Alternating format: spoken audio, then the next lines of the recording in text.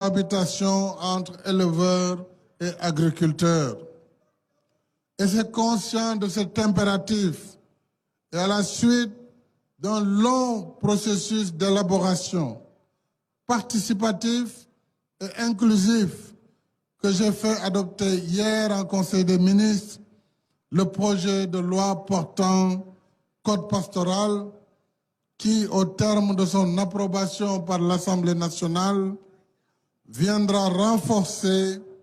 les instruments de notre politique en matière d'élevage. Tout comme le Programme national de développement intégré de l'élevage, le PNDIS,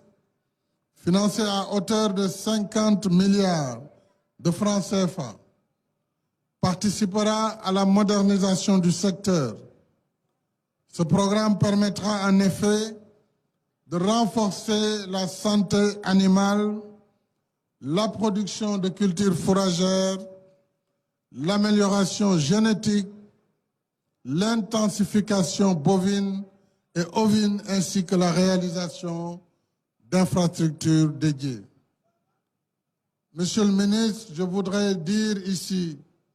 et dire à l'ANIPLF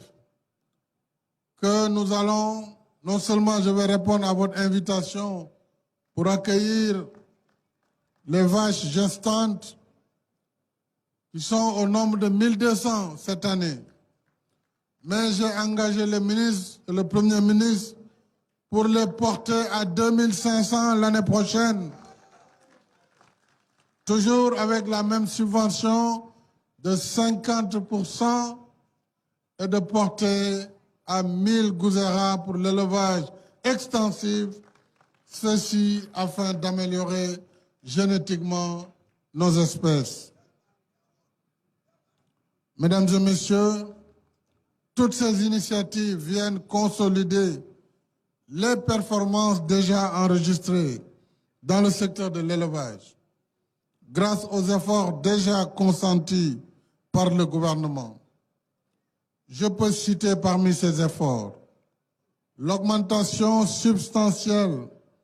du budget du ministère de l'élevage et des productions animales,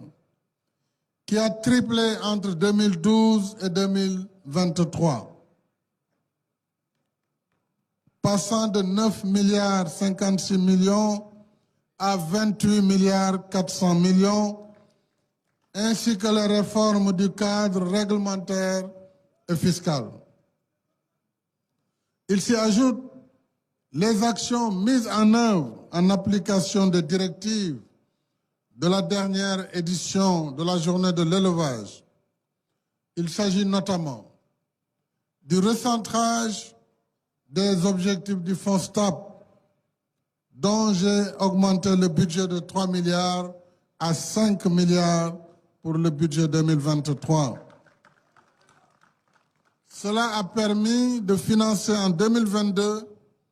550 projets sur les 723 transmis aux partenaires financiers. Mais je voudrais engager également le ministère et les banques, notamment la Banque agricole, le BNDE, l'ADER, mais également le FONGIP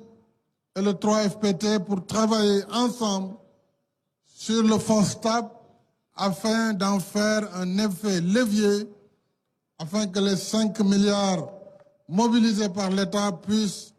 entraîner la mobilisation de 15 milliards avec l'appui de ces différents instruments. Il s'agit également comme effort du déploiement de financement adapté à toutes les filières du secteur à travers les guichets et programmes de la DER/FJ, du 3FPT. Pour la DER/FJ, les montants s'élèvent à 9 milliards 200 millions sur la période 2018-2022 pour près de 18 000 promoteurs bénéficiaires. Du renforcement des capacités nationales de production de vaccins avec l'acquisition d'un système de lyophilisation pour le laboratoire de l'ISRA, ayant une meilleure couverture vaccinale du cheptel contre des maladies prioritaires comme la maladie de Newcastle, la peste équine et la péripneumonie contagieuse bovine. Il s'agit également, mesdames et messieurs, de l'amélioration génétique pour la production de lait. Et le ministre me rappelait que de 2012 à 2022, notre facture laitière est passée de 67 milliards à 30 milliards aujourd'hui. En mettant en œuvre les efforts que je viens de vous indiquer,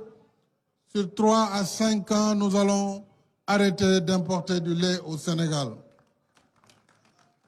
L'amélioration génétique également pour la production de lait et de viande, avec l'augmentation de la subvention de l'État pour l'acquisition de jeunesses gestantes, je l'ai dit, à haut potentiel laitier. Et nous viserons les 2500 l'année prochaine en partenariat avec l'ANIPL et des géniteurs à viande de race Gouzera pour l'élevage extensif. Mais également, comme effort, nous pouvons parler de la gestion optimale des ressources pastorales avec la caractérisation de 30 unités pastorales en plus